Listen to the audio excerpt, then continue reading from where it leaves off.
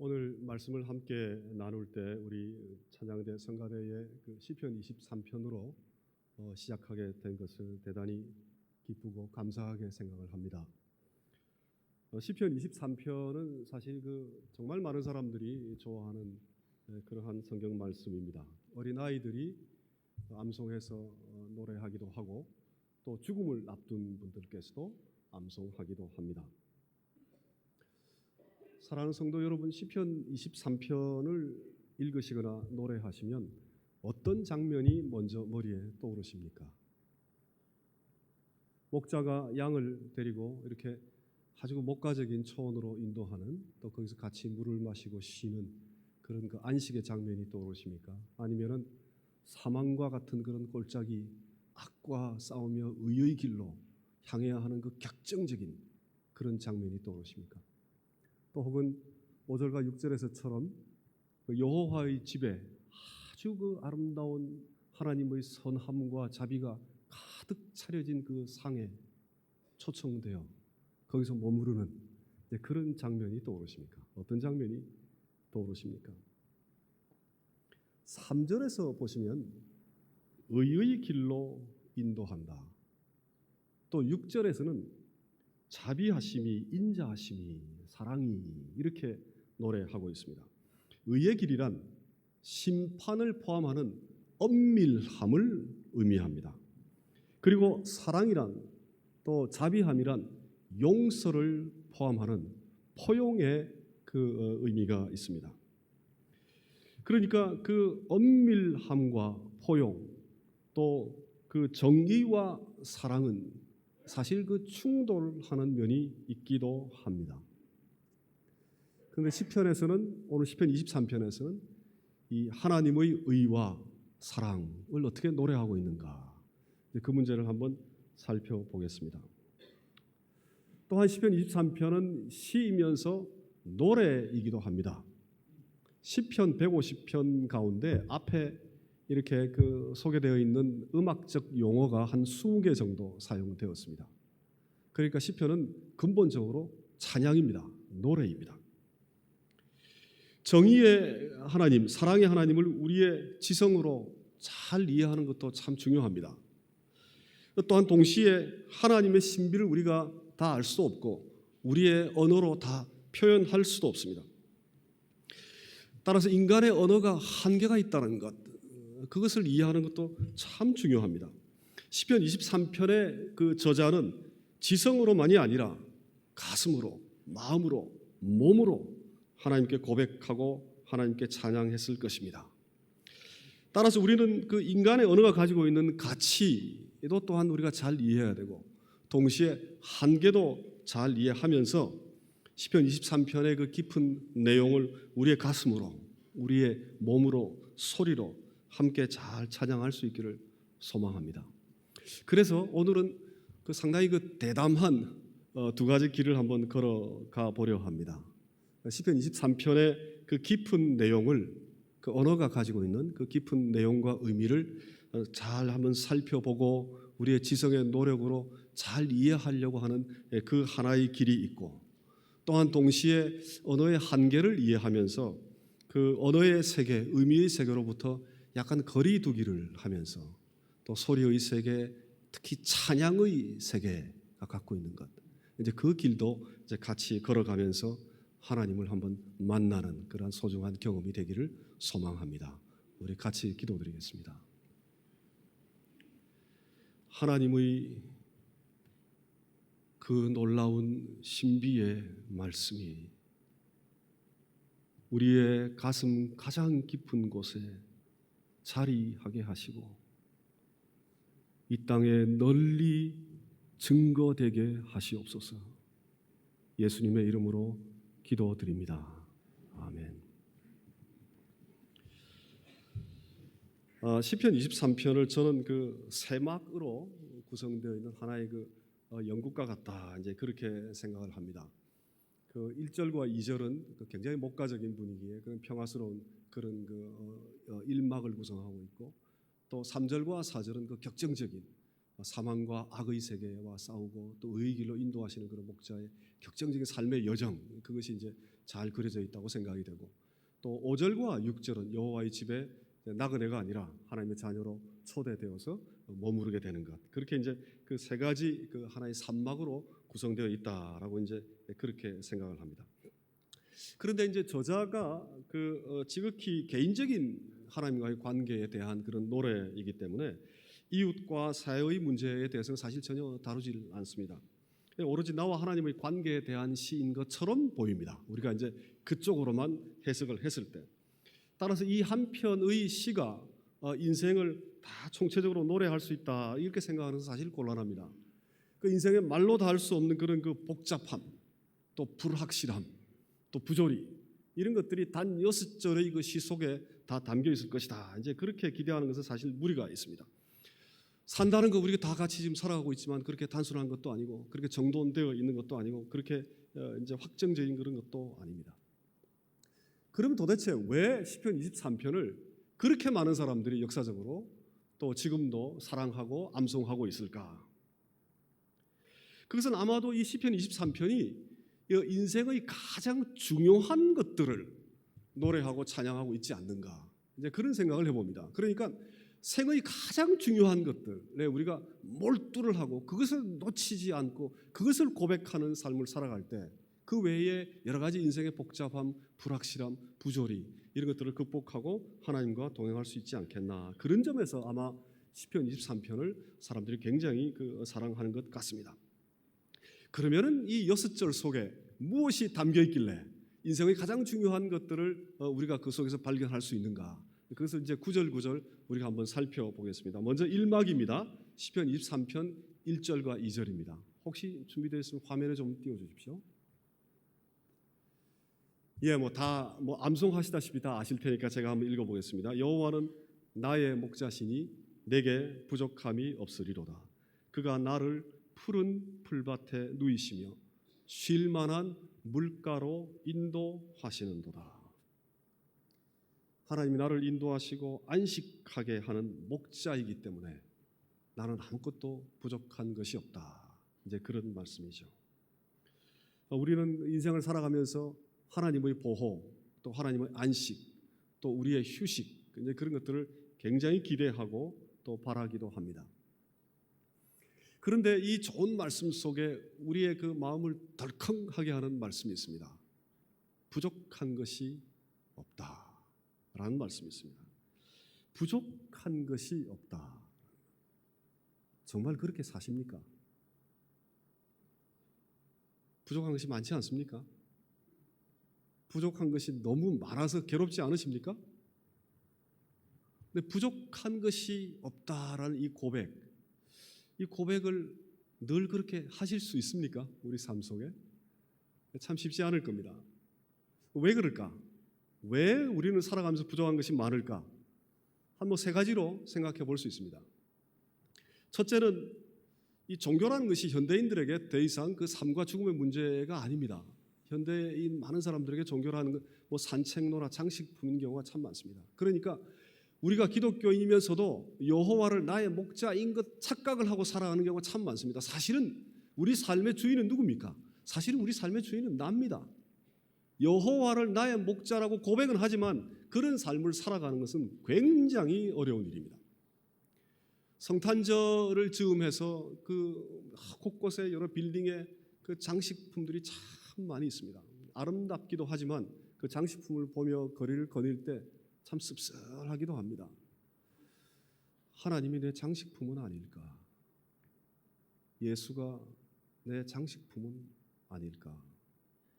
저는 조직신학이라는 그 어려운 학문을 전공하는 학자입니다. 그리고 특별히 예수 그리스도를 전문적으로 연구하는 학자입니다. 예수 그리스도가 내 학문의 장식품은 아닐까? 그런 그 걱정이 아주 소시라치게 들 때가 많이 있습니다.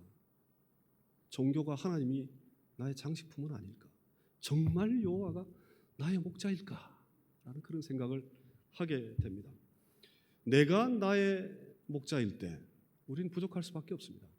너무나도 많은 것들이 부족한 것 가운데 삽니다. 내가 내 삶의 주인이고 내가 목자일 때. 인간이 제 스스로가 자기 삶의 주인이 아니라는 것을 깨닫는 것, 하나님이 나의 주인이다라는 것을 깨닫는 것, 그것이 복음의 출발이고 복음의 시작입니다. 또 다른 이유로 왜 우리가 이렇게 삶에 부족한 것이 많을까? 그것은 비록 우리가 고백하고 우리의 마음으로 믿고 막 이렇게 노력하는 가운데, 우리 신앙 가운데 여호와가 나의 목자다라는 믿음 가운데 살아가긴 하지만 가고 있는 방향, 지향하는 것, 그것이 여호와의 집이 아니라 나의 집이고 나의 왕국일 때, 그때는 부족한 것들이 너무나도 많을 것입니다. 오늘 6절에 보면은 우리의 그 일의 모든 결국은 여호와의 집에 있는 여호와의 선함과 여호와의 자비입니다. 기독교는 하나님에 관한 겁니다. 본질적으로. 그러나 우리는 우리 자신의 나라를 세우길 원합니다. 우리 자신의 왕국을 짓길 원합니다. 우리가 향해 가는 곳, 그것은 나의 명예와 나의 부를 향해 가고 있는 경우가 너무나도 많습니다. 나의 집에 살기를 원할 때 그때는 부족한 것들이 너무 많습니다. 말도 못하게 부족합니다. 저는 지금 잠시 한국에 나온 이유가 어머님의 짐을 다 정리를 해서, 아버님이 최근에 돌아가셨기 때문에 어머님을 누님이 사시는 천안으로 이사시켜 드리기 위해서 이제 그렇게 잠깐 지금 한국에 나와 있습니다. 30년 묵은 그 짐들을 버리는 그 과정이 너무너무 복잡했습니다. 너무너무 어려웠습니다. 그리고 새로운 곳에 이사 가니까 필요한 것들이 또 너무 많아요. 너무 많이 버리는 것과 너무 많은 것들을 준비해야 되는 삶 속에 우리가 삽니다. 즉 우리 삶의 주인이 우리 자신일 때 우리는 부족한 것들이 너무 많을 수밖에 없습니다. 또 혹은 부족한 것이 너무나도 많다. 우리 인생에 그 삶의 그 현실에 관한 통찰을 역설적으로 표현하고 있는 것, 그것이 부족한 것이 전혀 없다. 이런 그 노래일 수도 있습니다. 이제 시편은 그런 레토리컬한 역설적이고 수사적인 그런 표현들이 참 많습니다. 정말 부족한 것이 너무 많은 고난과 가난의 삶을 살아가는 자들이야말로 하나님이 나의 목자가 되신다는 것을 절실히 깨닫는 바로 그 순간에 내가 부족한 것이 전혀 없다라는 걸 고백할 수 있지 않겠나, 그런 생각을 해봅니다. 인생이 하나님 없이 견딜 수 없이 가난하다. 우리 잘 아는 존 켈빈이 그렇게 얘기했습니다. 하나님 없이는 인생은 견딜 수 없이 가난하다라는 것과 여호와 하나님이 나의 목자가 되신다라는 것, 이것은 굉장히 깊이 연결되어 있는 내용입니다. 굉장히 깊이 연관이 있습니다. 즉 일상이 넘쳐나야 부족한 것이 없는 것이 아니라, 일상이 고난과 결핍 속에 있다고 할지라도, 혹은 역설적으로 일상이 고난과 결핍 속에 있기 때문에 바로 그 순간에야 비로소 하나님이 나의 목자가 되신다는 것을 깨닫는다면 내게 부족한 것이 없다라는 고백이 터져 나오지 않겠는가. 넘치기 때문에 넘치는 것이 아니라 부족하기 때문에 넘친다라는 깊은 역설이 이 시편 속에 담겨 있습니다. 3절과 4절 이제 2막을 한번 살펴보겠습니다. 내 영혼을 소생시키시고 회복시키시고 자기 이름을 위하여 의의 길로 인도하시는도다. 내가 사망의 음침한 골짜기를 지나갈지라도, 다닐지라도 악을 두려워하지 않을 것은, 혹은 해를 두려워하지 않을 것은 당신께서, 주께서 나와 함께 하심이라. 당신의 지팡이와 막대기가 나를 안위하시나이다. 인생 2막은 이제 악과 의, 또 회복입니다. 그런데 이제 3절과 4절에서 이 세 단어를 어떻게 이해하느냐에 따라서 시편의 전체적인 의미가 많이 달라집니다. 3절의 의, 4절의 해, 또 안위. 만약 시편의 저자가 자신이 억울하게, 이제 우리가 다윗의 배경을 다 알고 있죠. 자신이 억울하게 고통을 당하고 원수가 자신을 늘 쫓아오는 이런 그 불의를 원수가 이제 내게 저지르고 있다라는 그런 상황에서 시편을 노래했다라면, 하나님이 자기 이름을 위해 의의 길로 인도한다라는 건 하나님께서 나에게 해를 가하는, 나를 못 살게 구는 그런 그 원수를 심판해서 하나님의 의를 세우고 지팡이와 막대기로 나를 위로한다. 이제 그렇게 이해할 수 있습니다. 그런데 4절에 해라는 그 한국어 단어는 그 원어가 사실은 악이라는 단어입니다. 이 악이라는 단어는 우리가 창세기에서 선악을 알게 하는 선악과를 만들었다 할 때 그때 악이라는 단어하고 동일한 단어입니다. 그리고 시편 23편에 예를 들어서 이제 영어 성경 거의 대부분은 이 해라는 단어를 evil이라는 단어로 번역을 하고 있습니다. 그래서 따라서 만약에 4절에 해를 아니라 악이라고 우리가 번역을 한다면 악이란 내 원수의 악만이 아니라 사회 속에서의 악, 또 내 자신의 악과 고통, 이것을 이제 다 포함할 수 있습니다. 그리고 안위한다라는 4절의 단어도 구약에서 주로 두 가지 의미, 회개한다라는 의미와 또 위로한다라는 이런 의미로 많이 사용됐습니다. 이제 히브리어의 특징이 그 모음을 어떻게 발음하느냐, 똑같은 철자를 가지고 거기에 따라 그 단어가 막 의미가 달라집니다. 그래서 모음을 이렇게 발음을 하면 회개한다라는 뜻이 되기도 하고, 모음을 또 다르게 번역하면 위로한다라는 이제 그런 그 뜻이 되기도 합니다. 이런 점들을 고려한다라면 3절의 의의 길이란 나의 원수를 심판하시는 지극히 개인적인 의라기보단 악과 고통이 가득한 세상에 하나님께서 공의와 정의를 세우는 것을 통해 우리를 구원하신다라는 보다 더 포괄적인 의미일 수도 있습니다. 사실 정의가 만약 나를 위한 정의에 국한된다면 정의의 참다운 가치는 상실됩니다. 정의는 반드시 공적 가치를 가져야 합니다. 그리고 심판의 대상은 나의 원수뿐만 아니라 우리 자신이기도 합니다. 우리가 어린 양처럼 늘 제 갈 길로 가버리기 때문에 그렇습니다. 바로 이런 점에서 의의 길로 인도하신다는 것과 하나님의 이름을 위하여라는 말씀이 참 위로가 됩니다. 나의 이름을 위해서 너의 의의 길로 인도한다는 게 아니라 하나님께서 하나님 자신의 이름을 위해 하나님의 의의 길로 우리를 인도한다. 그렇게 말씀하시기 때문입니다. 우리에게 아무리 초원과 같은 그런 안식을 주시는 하나님이라 할지라도 그 길이 의롭지 못한 길이라면 우리의 생명을 소생시킬 수가 없습니다. 심하게 왜곡되어 있는 소비가 환경을 파괴하며 배타적이고 이기적인 사랑이 우리 사회를 부패하게 만듭니다. 단순히 피부 색깔이 다르다는 이유로, 단순히 여자라는 이유로, 단순히 가난하다는 이유로 차별을 가하고 멸시하는 그런 사회는 폭력적 사회입니다. 폭력적 사회입니다. 작은 차별이라도 그 차별이 얼마나 폭력적인가에 관해 기독교인들조차도 깨닫지 못하는 경우가 너무 많습니다. 저와 같이 일하는 그 설교학 교수는 설교가 폭력적이다라는 것을 전문적으로 연구해서 박사 논문으로 학위를 쓴 그러한 학자입니다. 설교조차도 폭력적일 수가 있습니다. 또한 겉으로는 모든 것을 다 가진 듯해도 내 속사람이 미움, 무관심, 중독으로 또 가득 차 있다라면 그것은 결코 의로운 길이 아닙니다. 따라서 단순히 의로운 길, 단순히 안식과 생명이 아니라 의로운 안식, 의로운 생명이 참 생명입니다. 우리 생명이 소생되는 것은 나의 이름을 위한 나의 길이 아니라 하나님의 이름을 위한 하나님의 의의 길에 있고, 특별히 죽음과 악과 싸우며 고통에 울부짖는 자들과 함께 하신 예수 그리스도의 삶과 죽음과 부활 속에 그 길이 잘 드러나 있습니다.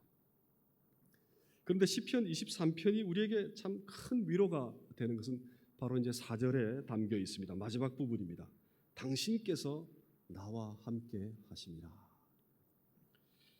우리가 이제 제약과 고통 속에 있을 때 하나님이 우리와 함께 하신다라는 것, 그것이 이제 그것보다 더 큰 위로가 사실 없을 것입니다.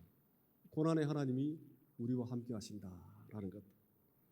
1절에서 3절까지 하나님을 이제 그라고 불렀습니다. 그 이제 인칭이 다 동사에 나타나기 때문에 히브리어에서는 이제 그라고 3인칭 단수로 표현을 했습니다. 그런데 4절에서는 당신이라는 2인칭 그 단수가 사용되어 있습니다. 삽입이 이렇게 탁 되어 있습니다. 그래서 그 우리 한국어 번역으로 주께서라고 번역한 것은 그건 잘못된 번역입니다. 그래서 이제 수정되어야 합니다. 당신이라고 바꾸어야 합니다. 혹은 너라고 사실 바꾸어야 합니다. 그게 주 하나님이 우리 모두의 보편적인 대상, 그라는 그런 그보다 이제 멀리 떨어지는 그런 대상이 아니라 바로 너, 당신, 내가 마주하고 있는 바로 그분이다라는 이제 그런 의미죠. 히브리어의 동사 끝에 그 여러 가지 이제 변화가 일어납니다. 스페인어하고 라틴어처럼 컨주게이션이 일어나서 동사의 끝만 보면 주어가 무엇인지 구분할 수 있습니다. 그래서 구태여 인칭 대명사가 필요 없습니다. 나, 너, 그녀 이런 인칭 대명사 사실 구태여 히브리어에는 필요가 없습니다. 그런데 오늘 이 4절에는 너라는 구체적인 인칭 대명사가 뚜렷하게 삽입이 되어 있습니다. 그럴 때는 이게 너라는 것을 강조하고 있구나. 우리가 이제 그렇게 이해할 수 있습니다. 그래서 이 구절을 우리가 해석할 때, 번역을 할 때, 이해할 때 이렇게 이해하는 것이 좋습니다. 나와 함께 하시는 그분이 바로 당신이군요. 이렇게 이제 번역하는 것이 좋습니다. 잊고 있거나 제대로 인식하고 있지 못하는 것을 새롭게 깨닫는 것. 이제 자각하게 됐군요. 그런 의미가 있거나 혹은 그로 생각해서 그냥 이렇게 객관적으로 다니시는 그 하나님으로 생각하다가 바로 당신이 바로 너처럼 당신이 여호와가 바로 내 앞에 나와 함께 하는군요. 라고 이렇게 인격적 관계에 대한 고백이다. 이렇게 이제 볼 수 있습니다. 초월자, 절대자 하나님, 우리가 경배하는 그 높으신 하나님, 그 초월자 하나님의 그 대상, 그 놀라우신 그분, 그 높으신 분을 너, 당신 이렇게 부를 수 있는 종교는 흔치 않습니다. 사실 거의 없습니다. 우리 잘 아는 회교, 이슬람교 같은 경우는 초월적 알라가 너무 초월적인 존재이기 때문에 인간한테 잘 알려져 있지 않습니다. 또 불교는 과연 구체적인 인격적 신적 존재를 믿는 것이냐 아니냐에 대해 논란이 사실 많이 있습니다. 또 우리가 잘 알고 있는 도교의 도는 기독교의 하나님과 굉장히 유사한 점이 많이 있습니다만 그 도가 과연 인격적인 존재냐 아니냐에 관해서는 또 논란이 많습니다. 주로 이제 비인격적인 자연의 원리가 아닌가 이렇게 해석하는 경우가 참 많습니다. 그러니까 초월자 하나님을 당신, 너라고 부를 수 있는 종교는 그렇게 많지 않습니다. 이게 기독교만이 가지고 있는 굉장히 독특한 그러한 점입니다. 죽음과 같은 악과 고통의 시간을 지나갈 때 하나님이 어디 계신가라는 것을 반문할 수 있습니다. 욥처럼 하나님은 어디로 가버리고 내게는 악과 고통만 남았구나 이렇게 탄식할 수 있습니다. 이런 점에서 히브리어 단어 나의 목자 라하라는 것과 악라라는 이 단어가 발음이 거의 유사합니다. 그 철자도 앞에 두 개는 똑같고 뒤에 거 하나만 이제 첨가되어 있는 것, 그것이 나의 목자입니다.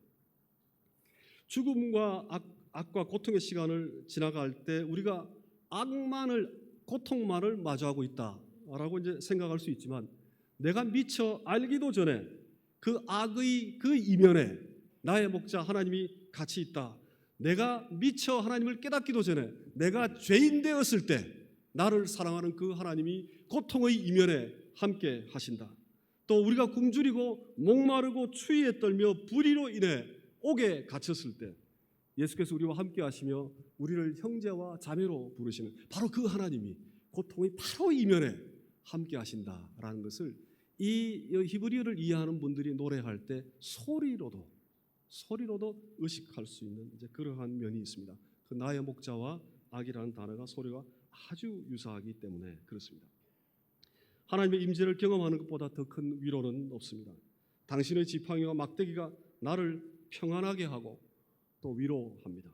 지팡이와 막대기는 목자가 양을 원하는 곳으로 이제 데리고 갈 때 사용하는 도구입니다. 하나님이 위로한다가 아니라 지팡이와 막대기, 당신의 지팡이와 막대기가 이제 나를 위로한다. 그렇게 노래하고 있죠. 이 도구들은 또한 채찍이기도 합니다. 채찍이 되기도 합니다. 우리는 다 양 같아서 그릇 행하여 각기 제 갈 길로 가거늘. 양들이 각기 제 갈 길로 갈 때 막대기와 지팡이는 쳐서 올바른 길로 여호와의 집으로 갈 수 있도록 인도하는 그러한 도구가 되기도 합니다. 채찍 같은 위로가 진정한 위로입니다. 채찍 같은 위로가 진정한 위로입니다.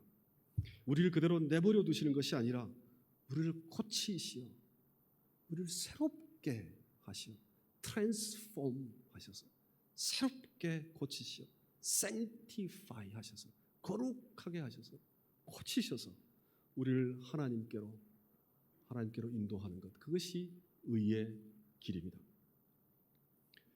이제 마지막 제3막 5절과 6절을 한번 살펴보겠습니다. 당신께서 내 원수의 목전에 내게 상을 차려주시고 기름을 내 머리에 부으셨으니 내 잔이 넘치나이다. 내 평생의 선하심과 인자하심이 반드시 나를 따르리니 내가 여호와의 집에 영원히 살리로다. 원수가 막 쫓아오는데 그 원수의 목전에서 그 이제 집을 이제 그 배경을 주로 우리가 이해할 때 그 사막에서 하나의 그와하는 그런 그 운막이라고 생각을 하죠. 그걸로 얼른 나를 불러들여 가지고 나에게 따뜻한 상을 베풀고 상을 차려주고 음식을 먹게 하고 이렇게 위로하고 건져내신다라는 거. 그러니까 원수가 지펴보는 그 바로 목전에서 나를 건져내시는 그 장면을 연상하면 참 통쾌하다, 이런 생각을 하실 수도 있습니다. 그것이 이제 지극히 개인적인 노래다. 시편 23편을 이제 그렇게 생각하는, 이해하는 한 방법입니다. 또 하나의 방법은 제가 말씀드린 대로 이 악의 문제를 훨씬 더 노래하고 있는 보다 공적인 노래다라고 생각했을 경우에 이 악, 원수의 의미를 죄와 고난을 포함하는 인간의 보편적인 악으로도 해석할 수 있습니다. 이제 그럴 경우에 목전에서라는 것, 눈앞에서라는 그런 그 의미는 죄와 고난을 우리가 늘 직면하고 있다. 죄와 고난 속에 죄와 고난을 마치 눈앞에 두고 마주대하듯이 직면하면서 살아간다라는 그런 그 노래로 이해할 수 있습니다. 그러니까 인간의 고통 바로 그 한가운데 찾아오신 그리스도, 그 하나님은 원수의 목전에서 우리를 사랑하신 분입니다. 기독교 하나님은 고통과 마주한 하나님입니다. 기독교 하나님은 고통을 회피한 하나님이 아니라 기독교 하나님은 고통과 마주하시는 하나님입니다. 고통의 목전에 우리의 그 고통을 함께 하시고 우리를 건져내시는 그러한 하나님입니다. 6절에서 선하심과 자비가 반드시 나를 따르리 할 때 그 따른다라는 단어가 참 독특한 단어입니다. 이 단어는 그 단순히 그냥 따라간다, 팔로우한다 이런 정도가 아니라 쫓아간다라는 거, 체이스한다라는 단어에 가깝습니다. 그러니까 심지어 사냥하다라는 그런 뜻도 있고 박해하다라는 그런 뜻도 있습니다. 얼마나 열심히 쫓아다니면. 그러니까 누가 앞장서면 거기 뒤에 그냥 이렇게 천천히 팔로우한다라는 그런 뜻이 아니고 강렬하게 쫓아다닌다라는 그런 뜻입니다. 강렬하게 도망을 못 다니도록 강렬하게 쫓아다닌다, 헌팅한다라는 그런 뜻까지 있습니다. 그리고 그래서 우리는 이제 악과 고통에 이겨내려고 악과 고통으로부터 도망가는 그런 악과 고통에 쫓기는 그 원수를 눈앞에 목전에 두고 있는 것 같은 그런 삶을 늘 산다고 생각하지만 사실은 우리를 사냥하듯이 쫓아오고 맹렬히 우리에게 다가오는 것, 그것은 하나님의 선함과 자비다. 그것도 한순간이 아니라 영원히 우리를 쫓아오는 것, 그것이 하나님의 그 선함과 자비다라는 그런 말씀입니다. 이건 참 정말 놀라운 그 은총의 말씀입니다. 평생에 일어나는 일이다. 우리의 나라, 우리의 의가 아니라 하나님의 선함과 하나님의 자비가 우리를 쫓아옵니다. 여기서 이제 선하다라는 단어도 토브라는 단어인데 이 단어도 그 하나님께서 창조하신 다음에 참 보기에 좋았더라, 날마다 좋았더라는 말씀을 하시죠. 그 같은 동일한 단어입니다. 그러니까 아름답다, 행복하다라는 그런 뜻이 같이 포함되어 있는 단어입니다. 이 선이라는 단어가 구약에서 굉장히 포괄적인 단어입니다. 그 다음에 그 인자하심이라는 그 단어, 헤세드라는 단어인데 이 단어도 전문 용어입니다. 구약에서 사실은 하나님을 가리키는 전문적인 용어입니다. 자비, 또 사랑, 용서, 연민 이런 것들을 다 포함하는 굉장히 포괄적인 단어입니다. 그러니까 우리를 막 이렇게 사냥하듯이 쫓아오는 이 하나님의 이 두 가지 모습이 무언가, 하나님의 선하심, 하나님의 아름다움, 하나님의 행복, 그것이 이제 한편이 있고 또 하나는 하나님의 그 연민, 하나님의 용서, 하나님이 우리를 불쌍히 여기시는 것, 하나님의 사랑, 자비, 이것이 이제 또 하나가 있습니다. 이 놀라운 이 세계, 이 하나님의 여호와의 집, 그것이 우리를 평생토록 쫓아온다. 이제 그런 말씀입니다.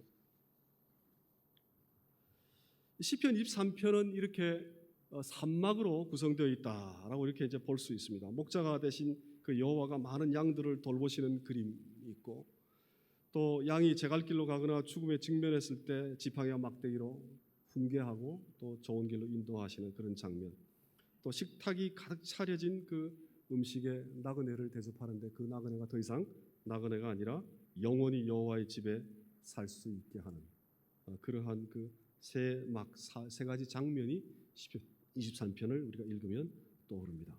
그리고 이제 이 세 가지 내용이 아마도 우리 삶에 가장 중요한 것들이 아닌가 그런 생각을 해봅니다. 이제 이 본문을 우리가 쭉 살펴보았기 때문에 이 본문을 근거로 두 가지 점을 한번 같이 생각해 보겠습니다. 많이 추우신가요? 제가 너무 어렵게 말씀을 증거합니까? 굉장히 이렇게 경직되어 계신 것 같아서 말씀 가운데 하나님의 임재와 풍요로움이 같이 성령의 은혜로 임할 수 있기를 소망합니다.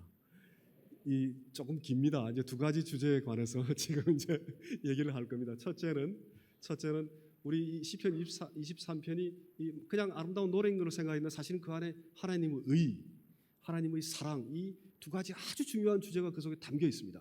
그래서 의와 사랑이 어떤 관계에 있을까라는 그 문제를 한번 생각해 보겠습니다. 이제 두 번째는 이 시편이라는 것은 언어로 물론 표현되어 있는 것이긴 하지만 그러나 노래로 찬양하는 것입니다. 그래서 언어와 찬양의 관계가 어떤가에 대해서 한번 생각해 보겠습니다. 그래서 이제 두 가지 주제를 다루겠습니다. 첫째, 시편 23편의 하나님은 의와 사랑의 하나님입니다. 이 의로움, justice, righteousness라는 것과 사랑, love라는 것, 이 두 가지는 하나님을 신구약을 통틀어서 하나님을 설명하는 가장 압축적인 표현입니다. 그래서 하나님이 누구신가에 대해서 우리가 이제 이해하려고 할 때 이 두 가지 용어로 쭉 성경을 살펴보는 것, 그것이 굉장히 이제 그 하나님에 대한 이해를 빨리 할 수 있는 그런 길입니다. 한쪽으로는 하나님의 의, 하나님의 정의가 어떻게 이루어지는가라는 그쪽을 면을 통해서 신구약을 쭉 살펴볼 수 있기도 하고 또 다른 한편으로는 하나님 사랑과 용서가 어떻게 이루어지는가라는 것, 그것을 통해서 쭉 이 성경을 살펴볼 수 있습니다. 그러니까 의와 사랑이라는 것, 이것은 하나님을 가장 잘 드러내는 가장 중요한 그런 그 표현이기도 합니다. 그런데 이제 인간의 법정에서는 의를 세워서 만약에 심판을 해버린다라고 할 경우에 그 동일한 죄를 사랑으로 용서하는 것은 불가능합니다. 또 반대로 인간의 법정에서 어떤 사람을 만약에 용서를 했다라면 그 사람 다시 또 심판하는 것은 사실 불가능합니다. 그러니까 인간의 법정에서는 그 의를 세우는 것과 사랑으로 용서하는 것이 충돌되는 것처럼 보입니다. 그래서 예수 그리스도의 십자가 죽음을 해석할 때도 심지어 전통적으로 아주 오랫동안 그리스도의 십자가 사건은 하나님의 심판이다라고 해석을 해왔습니다. 아주 오랫동안. 그런데 최근 현대에 와서는 어떻게 하나님의 그 사랑의 본질에 드러내는 그 사건을 십자가 사건을 심판이라고 해석을 하느냐?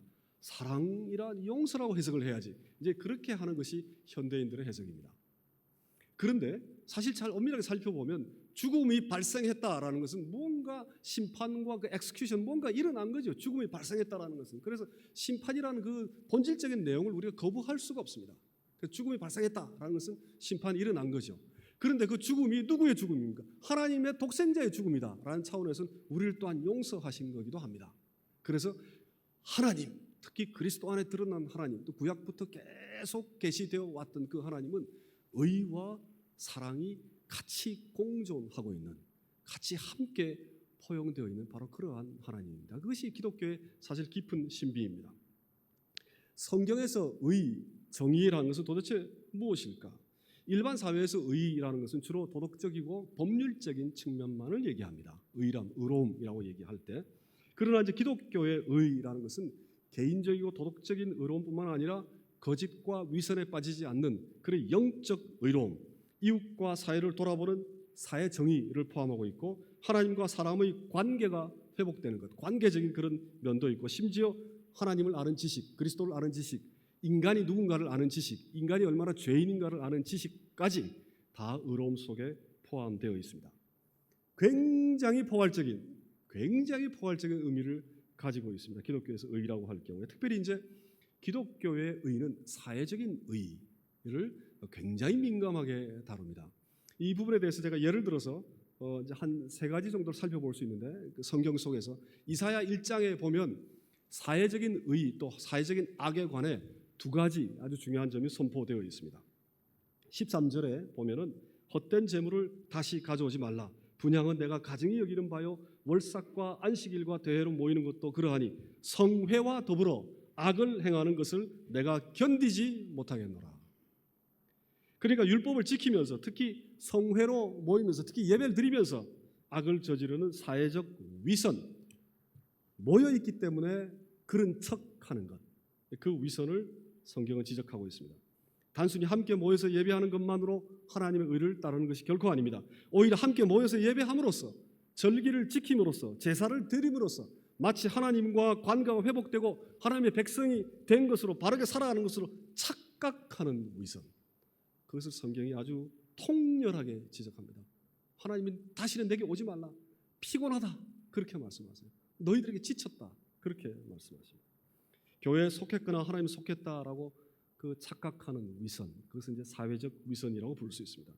그러면 그걸 하지 말고 뭘 해야 되는가? 이사야 1장 16절 17절에서 너희는 스스로 씻으며 스스로 깨끗하게 하며 내 목전에서 너의 악한 행실을 버리며 행악을 그치고 선행을 배우며 정의를 구하며 학대받는 자를 도와주며 고아를 위하여 신원하며 과부를 위하여 변호하라 하셨느니라. 위선에 빠지기보다는 사회적 약자를 돌아보라라는 그런 말씀입니다. 그러니까 앞선 말씀이 소극적인 의미로 사회적 악을 의미했다라면 이제 적극적인 의미로 사회적 의를 행하라라는 그 말씀입니다. 이 두 가지가 깊이 연결되어 있다라는 것, 이것을 깨닫는 것이 참 중요합니다. 위선에 빠지지 않는 것, 하나님 앞에 정결한 모습으로 살아가는 것과 고난 속에 있는 그 약자들, 고통받는 사람들을 그들과 함께하는 삶이 나를 정결하게 하는 삶과 바로 연결되어 있다라는 것, 그것이 그 내적 외적 관계가 연결되어 있다라는 것, 그것이 그 성경이 이사야가 철학적 용어를 사용하지 아니하고 선명하게 선포하고 있습니다. 선명하게 모여서 위선을 저지르지 말고 무엇을 행해야 되는가? 사회 정의를 이루라. 그렇게 말씀하시는 것이죠. 아마 마당교회 많은 성도님들께서 어려운 일을 겪으시면서 아마 이 문제를 굉장히 깊이 있게 체험을 하셨을 것으로 저는 믿습니다. 그래서 우리의 정결함을 우리만을 돌아보게 하는 것이 아니라 결국은 타자를 돌아보게 한다라는 것, 하나님 앞에 올바로 살아간다는 그것은 타자를 돌아보게끔 한다라는 것, 그것이 이제 성경의 아주 핵심적인 가치다라는 것을 우리가 깨달을 수 있습니다. 또 마가복음 12장 1절에서 12절을 보면 그 포도원 그 주인이 농부들을 고용을 하고 이제 세를 좀 주고 타국으로 가버린 그런 그 비유가 나옵니다. 예수께서. 그래서 그 포도원 주인이 이제 자기 종을 보내가지고 농부들이 이제 경작을 했으니까 조금 뭐 이렇게 수확을 좀 거둬드리겠다 해서 종을 보냈더니 종을 막 능욕하고 때리고 막 그렇게 보내버리죠. 그래서 포도원 주인이 자기 아들을 보냅니다. 이제 내 아들을 보내면 좀 말을 듣겠지. 그랬더니 농부들이 아들을 보내니까 이 아들은 유산을 받는 상속자니까 이 아들을 죽여버리면 유산이 우리께 되지 않겠냐 해서 죽여버립니다. 그 비유는 물론 당연히 이스라엘 그 백성들을 향한 이스라엘 백성들의 그 완악함과 예수 그리스도가 자기 자신이 하나님의 아들이다라는 걸 증거하기 위한 그러한 비유입니다. 그러나 그 속에 우리가 발견하는 것은 모여 있을 때 사회적으로 집단의 힘을 발휘할 때 그 집단적 힘이 악을 더 증폭시킨다라는 것, 그것을 발견할 수 있습니다. 개혁주의자 켈빈은 죄는 죄를 열매 맺는다 그렇게 얘기를 했습니다. 우리가 모여 있을 때 사회적으로 집단이 갖고 있는 힘의 권력에 의존해 악을 더욱더 전염시키고 퍼뜨리는 것, 악을 더 증폭시키는 것, 그 점을 예수께서 그 비유를 들어서 우리에게 선포하고 있습니다. 따라서 성경은 간단하게만 봐도 사회적인 악과 의에 관해 세 가지 다양한 모습들이 설명되어 있습니다. 하나는 사회적 위선, 모여있기 때문에 거짓 행하는 것, 또 하나는 사회적인 의를 행하는 것, 또 하나는 모여있기 때문에 폭력을 휘두르고 권력을 힘을 휘두르는 것. 그래서 이 성경은 이 인간의 죄와 악과 의에 관해 굉장히 심도 있게 선포를 하고 있습니다. 그렇다면 도대체 왜 이 악에 관해 의에 관해 성경이 이토록 깊은 관심을 가질까? 하나님의 기준으로 인간을 판단하는 것, 그것은 인간을 경멸하는 것이 아닐까? 우리가 판단하는 게 낫지 그 하나님의 높은 기준으로 인간을 이렇게 내려다보고 인간을 온갖 것 다 꼬치꼬치 잘못했다 하고 하는 거, 이건 인간을 경멸하는 게 아닐까. 왜 교회만 오면 우리 젊은 아이들이 한탄하죠. 맨날 이 죄에 관해서만 얘기할까. 죄에 관해서 얘기하는 거 이제 정말 지겹다. 왜 그럴까? 왜 시편에서는 여호와 자신의 이름을 위해 의의 길로 양들을 인도한다라고 하실까? 왜 이렇게 엄청나게 높은 수준을 설정하고 계실까? 더더구나 양들이라는 것과 의의 길이라는 건 비유가 잘 맞지도 않아요, 사실은. 양들은 안전한 것으로 데리고 가면 되는 거죠. 그런데 양들을 자기 이름을 위해 의의 길로 인도한다는 이 높은 수준의 도덕적 또 총체적인 그 수준을 만들어 놓고, 또한 동시에 하나님의 선함과 자비가 가득 차려진 여호와의 집으로 우리를 영원히 쫓아다니면서 인도한다라고 말씀하실까? 이 두 가지 내용은 서로 충돌하는 것은 아닐까? 그런 그 의문을 가질 수도 있습니다. 그런데 의의 높은 기준은 사랑과 충돌하는 것이 아니라 사랑의 또 다른 면이기도 합니다. 이것이 너무나도 중요합니다. 특히 이제 한국 교회는 너무나도 이 점이 참 중요합니다. 사랑이라는 이름으로 의를 허무는 많은 교회, 이것이 참 그리고 cheap grace, 값싼 은총에만 의존하는, 이것이 참 너무나도 중요한 문제입니다. 만약 하나님께서 인간의 도덕적 법률적인 면에서만 의를 세우길 원하신다라면 하나님은 인간을 도덕적 법률적인 면에서만 사랑하는 것입니다. 그러나 하나님은 인간의 영적, 사회적, 지적, 관계적, 도덕적 모든 면을 하나님께서 사랑하시기 때문에 인간을 총체적으로 고쳐주기를 원하십니다. 물론 어떤 인간도 모든 면에 온전히 의로운 자가 될 수 없습니다. 바로 그런 점에서 의를 우리에게 심어주시는 칭의라는 그 깊은 의미가 있죠. 바로 그런 점에서 자비와 용서와 사랑의 깊은 의미가 있죠. 그러나 우리를 총체적으로 고치시어 의의 길로 인도하기를 원하시는 이유는 우리를 총체적으로 사랑하시기 때문에 그렇습니다. 사랑하는 자만이 질책할 수 있습니다. 사랑하는 자만이 질책할 수 있습니다. 사랑하는 자만이 지팡이와 막대기로 채찍질해서 의의 길로 인도할 수 있습니다. 인간의 이름을 위해 인간의 의의 길로 인도하지 않고 하나님의 이름을 위해 하나님의 의의 길로 인도하시는 하나님께 우리는 깊고도 깊은 위로 그리고 사랑을 발견합니다. 사랑은 정의를 배제하거나 포기하는 것이 결코 아닙니다. 사랑은 의의 길을 통해 더 온전히 이루어집니다. 이런 점에서 개혁주의 그 실학자, 철학자인 월터 스토프라는 분은 정의와 사랑은 같다. 그 정의가 바로 사랑이다. 그런 주장을 하기도 했고, 또 흑인 신학자 에반스라는 분은 사랑의 목적이 바로 정의다. 그렇게 얘기하는 이유는 그 흑인들이 지금 현재 너무 고통을 받고 차별을 받고 있는데 흑인들을 하나님께서 더욱더 특별히 사랑하시는 이유는, 현재 지금 사랑이 일어난다는 거죠. 더 하는 이유는 결국은 모든 인간에게 공평한 정의를 세우기 위한 것이다. 그러니까 사랑이 의를 향해 간다. 이제 그렇게 주장하기도 했습니다. 그런데 이 의와 사랑이 아주 동일한 것도 아니고, 또 사랑이 정의와 시간적인 순서 속에 있다. 그렇게 반드시 이해해야 될 그런 필요는 없습니다. 시편 23편에서 하나님의 의와 사랑의 관계에 대해 아주 중요한 통찰을 우리에게 보여줍니다. 목자가 이제 양을 인도할 때 중요한 일은 양을 돌보는 것입니다. 그리고 양들이 각기 제 갈 길로 가지 않고 올바른 길로 갈 수 있도록 잘 인도하는 그러한 그 일이 목자의 중요한 일이죠. 시편 23편에는 인도한다라는 그 표현이 두 가지 다른 단어로 다 이제 사용되었습니다. 2절에서는 목자는 우리를 쉴 만한 물가로 인도한다. 그렇게 말씀하시고 3절에서는 의의 길로 인도한다. 이제 그렇게 노래하고 있습니다. 그러니까 목자가 양들의 삶에 개입하는 방법은 한편으로는 그 위로하고 보호하고 휴식과 안식을 주는 한 일이 있고, 또 다른 한편으로는 의의 길로 우리를 인도해 악에 빠지지 않게끔 하고 채찍질하고 의로 인도하는 것. 이 이제 두 가지의 모습이 목자가 하는 일이 시편 23편에 잘 그려져 있습니다. 그래서 우리에게 지팡이와 막대기로 우리를 인도한다. 우리에게 말씀과 성령으로 우리를 인도하셔서 우리가 의의 길로 또 하나님의 여호와의 집으로 잘 갈 수 있도록 인도하신다. 이제 그런 말씀입니다. 그런데 우리가 결국 그 다다르게 될 곳은 여호와의 아름다움, 선함, 또 여호와의 자비, 사랑, 또 여호와의 그 연민이 가득 차려져 있는 그러한 그 여호와의 집입니다. 일의 결국은 선함과 사랑이지만 안식과 의의 길을 통해 선함과 사랑에 이를 것입니다. 더 쉽게 제가 설명을 드리자면, 이게 좀 복잡한 얘기이기 때문에 더 쉽게 말씀을 드리자면, 의와 사랑이 어떤 관계 속에 있을까?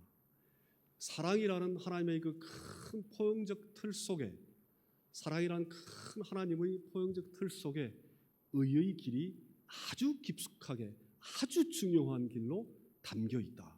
그렇게 이해하시면 좋습니다. 이제는 이제 마지막 주제입니다. 말과 찬양, 언어와 노래, 말과 찬양에 관해서 한번 살펴보겠습니다.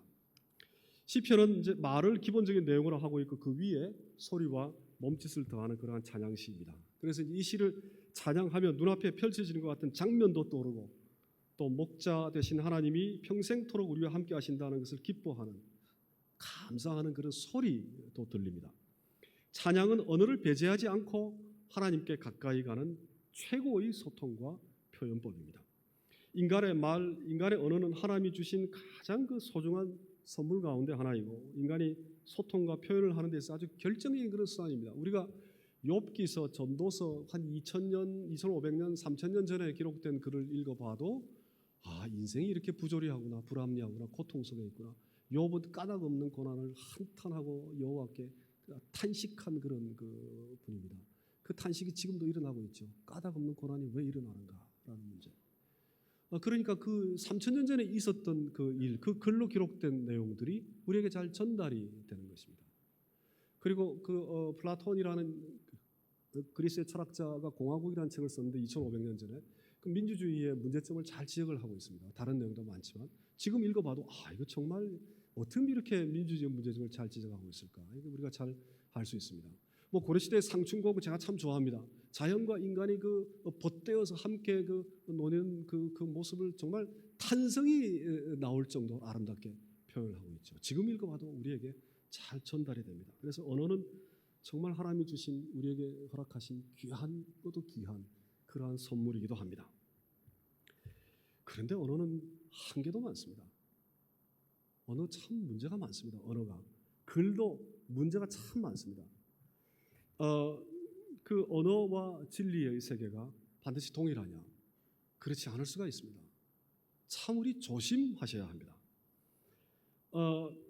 시편 23편도 지극히 개인적인 노래다라고 우리가 이해할 수도 있고, 또 혹은 그 기독교인들 모두가 다 함께 노래해야 될 공적 가치를 가진다, 그렇게 이해할 수도 있습니다. 또 예를 들어서 히브리어를 좀 이해하시면 히브리어에는 시제가 없습니다. 텐스 시제가 없습니다. 그러니까 완료, 미완료 이 두 개만 있는데, 완료라는 건 이미 다 종결됐다는 얘기고 미완료는 아직 종결되지 않았다라는 건데, 완료는 과거로 해석하고 미완료는 현재나 미래로 주로 해석합니다. 그런데 그런 시제를 사실 품고 있는 것이 아닙니다, 히브리어는. 그래서 제일 마지막 오늘 6절에 보면은 NIV 번역에는 I will dwell in the house of the Lord. 내가 여호와의 집에 거하리라. I will이라는 단어를 사용했습니다. 조동사를. 그리고 NRSV에는 I shall dwell in the house of the Lord라고 되어 있습니다. 그러니까 will과 shall의 차이, 우리 고등학교 때 공부할 때 혹시 기억나십니까?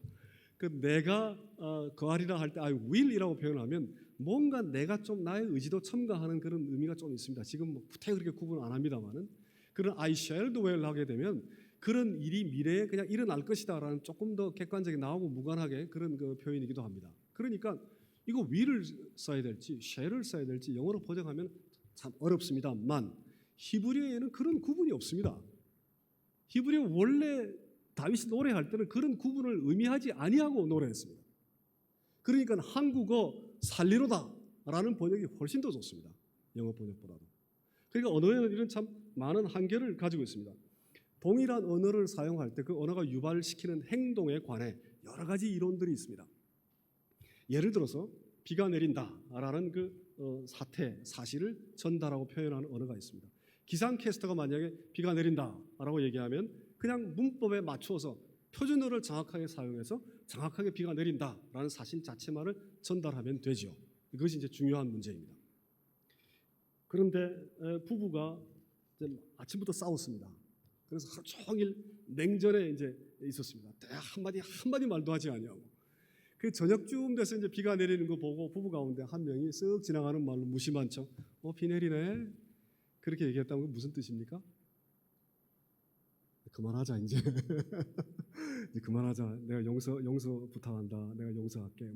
네, 화해합시다. 이제 그런 의미겠죠. 근데 비 내린다 해놓고 사실은 행동이나 의미하는 바는 전혀 다릅니다.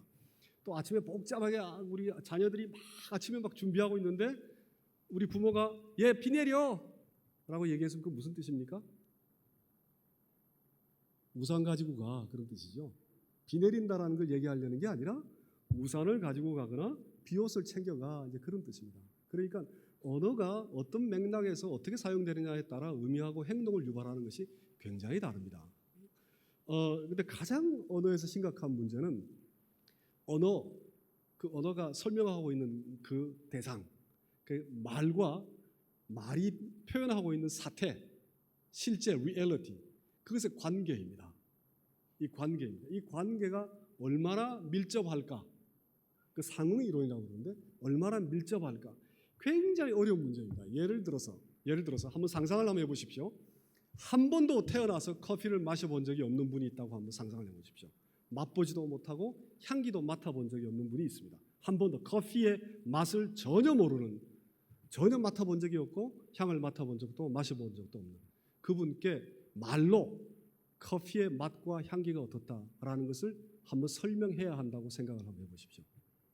가능하겠습니까? 그것이 보리차하고 비슷하다고 얘기하겠습니까? 아니면은 그 맛이 쓰다, 달다, 맵다 그렇게 얘기하겠습니까? 뜨겁다라고 얘기하겠습니까? 뭐라고 얘기하겠습니까? 커피는 커피 맛이죠. 그 언어가 다 표현할 수가 없습니다. 오래전에 철학자가 이 문제를 제기했습니다. 커피조차도 제대로 표현하지 못하는 언어가 하나님을 어떻게 표현하겠느냐? 하나님을 어떻게 표현하겠느냐? 그러니까 여호와는 나의 목자다라는 이 인간의 언어가 여호와 하나님을 과연 얼마나 표현하겠느냐? 라는 그런 아주 심각한 문제를 갖고 있습니다, 우리가. 그러니까 언어는 아주 소중한 가치를 가지고 있어서 현대 철학의 해체주의처럼 언어를 완전히 의미가 없다가 막 다 무시해버리고 다 해석할 때마다 다 다르다 이렇게 하는 것도 문제입니다. 언어는 굉장히 소중한 가치를 갖고 있습니다. 또한 동시에 언어와 말과 글이 완전한 것처럼, 완벽한 것처럼 언어를 너무 지나치게 절대화하는 것, 그것은 하나님을 그 조악한 인간의 언어와 글 속에 가두는 것과 마찬가지입니다. 우리는 굉장히 조심해야 됩니다. 어느 쪽도 치우쳐서는 안 됩니다. 따라서 오늘 시편 23편은 비록 언어로 기록된 것이지만 그 본래 목적이 노래와 찬양이었다라는 것, 그것을 이해하는 것이 참 중요합니다. 우리는 언어를 사용하지 아니하고도 몸짓으로도 우리가 하나님을 표현할 수도 있고, 그리고 이제 그림으로도 하나님을 표현할 수도 있습니다. 한 장의 그림이 사람의 인생을 바꿀 수도 있습니다. 음악으로도 물론 소리로도 하나님을 표현할 수도 있습니다. 저는 아주 오래전에 네덜란드 암스테르담에서 예배를 한번 드린 적이 있습니다. 굉장히 큰 교회인데 암스테르담에 유럽의 교회가 다 죽었다 아무도 이렇게 생각하시면 곤란합니다. 유럽에도 아직 교회 얼마든지 있습니다. 많은 성도들이 모이는 아주 큰 교회였습니다. 암스테르담에.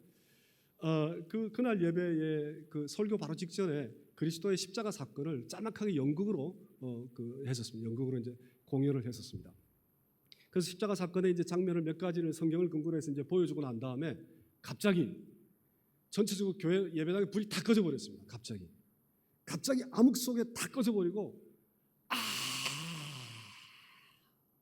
고통에 찬 절규만 들렸습니다. 굉장히 길게 깜깜한 속에 하는 고통의 소리. 그래서 그 소리가 제가 한 20년 전에 들었지만 아직도 제 가슴에 깊이 남아 있습니다.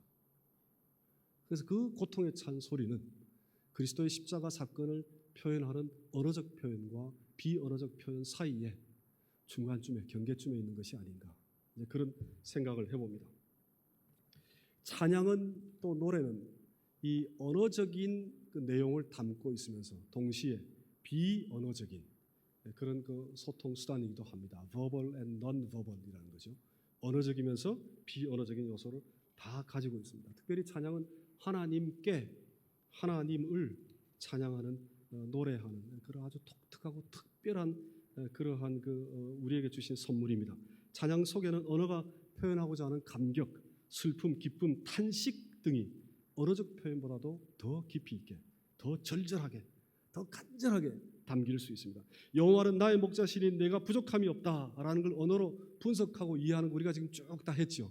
그것도 굉장히 중요합니다. 그러나 그 말이 표현하고 있는 의미 위에 하나님의 사랑, 하나님의 의, 그에 대한 우리의 고백, 또 감사, 기쁨, 감격, 소망을 절절히 담아 찬양하는 것, 그것이 시편을 올바로 이해하는 아주 중요한 길이기도 합니다. 시편 23편을 몸으로 공연하는 것도 많고 그림으로 보여주는 것도 많이 있습니다만은 찬양하는 것, 그것이 이제 가장 적절한 표현법이다 이렇게 생각합니다. 제가 사랑하는 바하는 시편 23편을 근거로 칸타타를 쓰기도 했습니다. 바하의 그 칸타타 가운데 시편 51편을 근거로 한 칸타타는 저도 아주 굉장히 사랑하는 칸타타입니다. 아주 많은 분들이 현대 무슨 재즈 그룹도 시편 23편을 근거로 해서 작곡을 하기도 했습니다.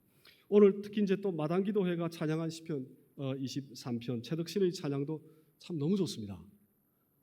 아주 너무 좋습니다. 아주 평온한 가운데의 인생의 여정을 정제되어 있는 소리로, 그렇죠. 서양의 음악이라는 것은 정제되어 있는 소리죠. 정제되어 있는 소리로 잘 표현을 했습니다. 그래서 오늘 성가대 찬양대는 짤막하게 공연을 했지만 제가 이렇게 길게 몇십 분 동안 시편 23편을 말로 증거하는 것보다 훨씬 더 깊이 있게 시편 23편을 하나님께 고백하고 표현했다, 이제 그렇게 볼 수 있습니다. 그 외에 많은 찬양단, 기독교 음악 단체들이 시편 23편을 찬양을 했는데, 저는 이제 우간다에 있는 기독교 단체 임마니 밀레레의 어린이들이 찬양한 것을 이제 같이 한번 보기를 원합니다. 이 찬양이 왜 저는 참 좋은 거 하니, 이 단체는 선교 단체가 세운 것이 아니고 자생적으로 우간다 분이 세웠는데, 특별히 이제 집이 없거나 또 가정에서 학대받는, 고통받는 아이들, 그 아이들을 건져내어 구해내어서 이제 머무를 집을 제공해주고 특별히 교육을 시키고 있는. 그래서 현재 한 5천여 명 정도의 아이들이 그 단체에서 보호를 받고 교육을 받고 있는데, 그 가운데 한 30여 명 정도가 이제 발탁이 되어서 찬양단을 만들어서 전 세계로 공연을 하고 있습니다. 그들이 부르는 많은 찬양 가운데 특별히 시편 23편이 아주 큰 울림을 가져다 줍니다. 간절히 기도합니다. 간절히 기도하고 격정적으로 하나님을 사모하고 또 찬양 속에 깊은 위로를 경험하는 이제 아이들의 찬양하는 모습을 보면서 만약에 다윗이 아프리카에서 태어났다면 저렇게 찬양하지 않았을까, 그런 생각이 들기도 했습니다.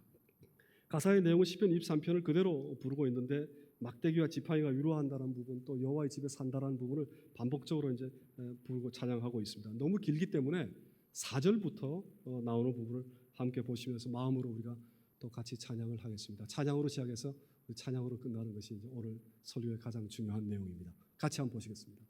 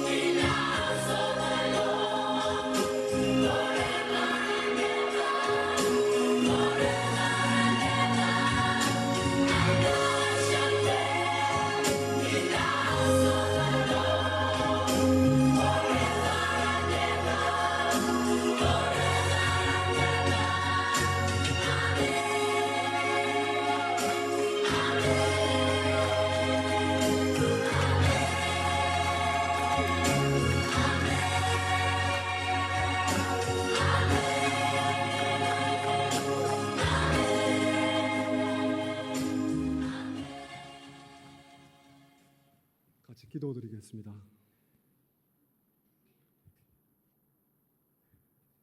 의와 사랑의 목자 되신 하나님이 우리 생의 긴 여정을 인도하실 때에 우리가 아무리 가난하고 어려워도 아무것도 부족함 없이 살아갈 수 있게 하시옵소서. 악에 빠진 우리의 영혼을 의의 길로 하나님의 이름을 위해 고쳐주시며 소생시켜 주시옵소서.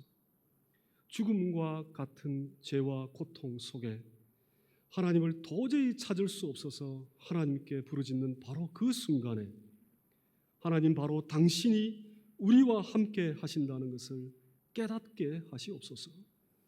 우리가 생의 긴 여정 속에서 마치 도망 다니듯이 쫓기어도 하나님의 선하심과 사랑과 자비가 우리를 반드시 쫓아오는 이 놀라운 은총의 세계 속에 들어가게 하시어 더 이상 나그네가 아니라 하나님의 자녀로 하나님의 집에서 영원히 살 수 있게 하시옵소서.